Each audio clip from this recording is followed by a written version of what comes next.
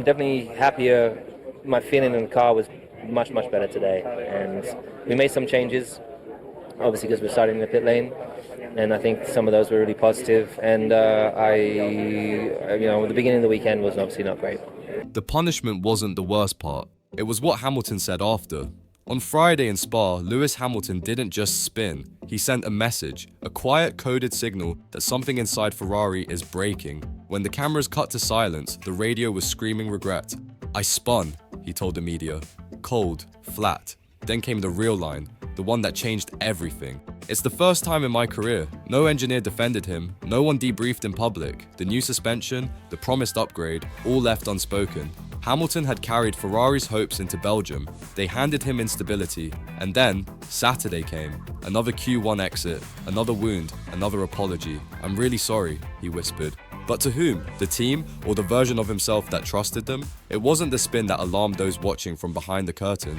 It was the fact that Hamilton, master of control, architect of precision, had reached the point where the car disobeyed him entirely. And in the Ferrari garage, no one blinked. This wasn't just a technical failure, it was a psychological break, and Hamilton felt it before the car even snapped. In SQ1, his first lap was messy, unsettled, but instead of recalibrating, he was told to push, and he did. Into the final chicane, into the spin, into the silence. What made it worse wasn't the mistake, it was the reaction, or lack of one. Riccardo Adami, the engineer supposedly guiding him through this transition to red, stayed quiet.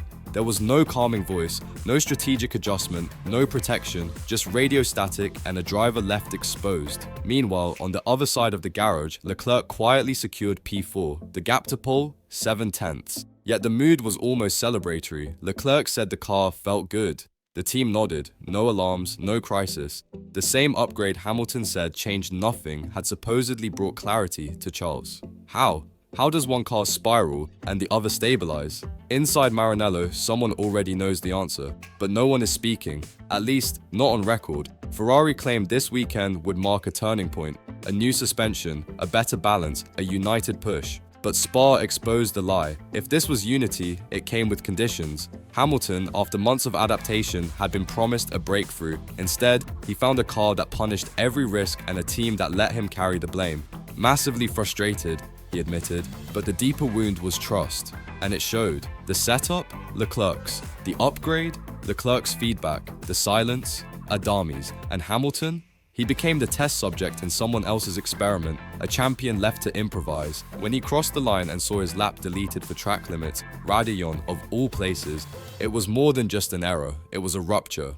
Back-to-back Q1 exits, career firsts, not because of pace alone, but because of something more dangerous, disconnection. Not from the car, from the people managing it. This wasn't speed as chaos, this was Ferrari's control strategy misfiring. Again. We've seen this before, just not with Hamilton. Sebastian Vettel knows the pattern, a setup that favors one driver, a silent engineer during crisis, apologies in public but none in the garage, and then the slow leak of trust that becomes irreversible. Hamilton isn't naive. He didn't expect perfection in year one, but what he didn't expect was a team so rehearsed in silence. In Mercedes, failure was shared. At Ferrari, failure is isolated. And in Spa, Hamilton stood alone. And yet, even as the media swarmed, he didn't lash out, he didn't accuse. He looked into the cameras and said, "Tomorrow's a new day," not because he believed it, but because someone in that garage had to show leadership. And it wouldn't be coming from the pit wall. Behind closed doors, the murmurs have started. The new components aren't reacting as expected, but only on one side of the garage. Adami, under pressure, avoids giving full clarity on radio. And Leclerc, protected, stable, unquestioned. It's not sabotage, it's worse, it's systemic. Hamilton's body language after the spin said more than the broadcast ever could. No hand wave, no anger, just a slow walk back, eyes down, shoulders square. It wasn't shame, it was calculation.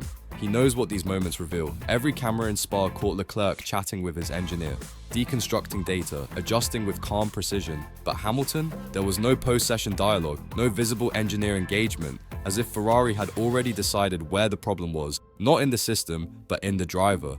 But Hamilton isn't new to this dance. At Mercedes, he built a culture of accountability. At Ferrari, he's encountering a culture of deflection. The same car that was supposed to lift him collapsed under pressure, and the garage looked away, and that's when he spoke. Not on the radio, not to Adami, to the press. First time in my career. That line wasn't about the spin, it was a message. That what happened at Spa wasn't just technical, it was historical, and something inside this team is drifting far from where he intends to lead it. The line echoed through the paddock like a quiet alarm. First time in my career. Hamilton doesn't throw those words lightly, they're loaded, deliberate, and they cut deeper than any headline, because behind that phrase is a truth Ferrari cannot ignore. Lewis Hamilton, the most experienced driver on the grid, just lived a failure that his 2-decade career had never produced. And it happened under their watch. At Mercedes, such a line would have triggered an emergency debrief. At Ferrari, it triggered nothing. No press release, no engineer interview, no damage control, just the same thin optimism. Tomorrow is another day, but tomorrow doesn't fix a system that's misfiring from within. And Hamilton's apology? That wasn't submission, it was responsibility, the kind Ferrari's leadership has rarely shown. He took the blame publicly so the team wouldn't fracture further in private, but the message was sent. He sees the cracks, and he's keeping score. What comes next isn't about redemption on Sunday, it's about control. And whether Hamilton still believes this is a project he can command, or one he's being used by, what no one dares to say inside Ferrari is what rivals already whisper. The SF25 is splitting in two, not mechanically, politically. On paper, both drivers run the same machine. In reality, they run different realities. Leclerc is the native prince, the driver Maranello built around. His instincts are indulged, his frustrations are managed, his feedback shapes the car. Hamilton? He's the outsider, the one expected to adapt, to absorb, to lead without disrupting. But what Spa revealed is that even legends fracture when the system doesn't bend. The new suspension, touted as the great equalizer, responded to Leclerc with feeling and to Hamilton with instability. Same part, different outcomes.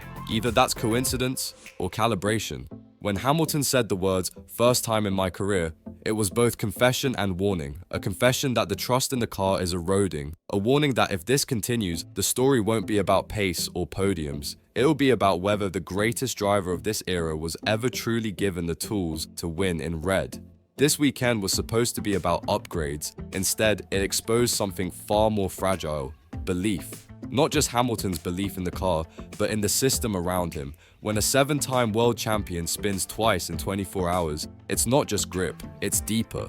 It's a disconnect between feedback and response, leadership and trust. And Ferrari, for all its history, all its pride, still hasn't learned how to protect a driver built for truth. Hamilton didn't shout, he didn't blame. He walked away, whispering, "I'm really sorry." But don't mistake that for surrender. He is watching, calculating, documenting every silence, every setup choice, every non-response. Because this isn't just about Spa, it's about a civil war in slow motion.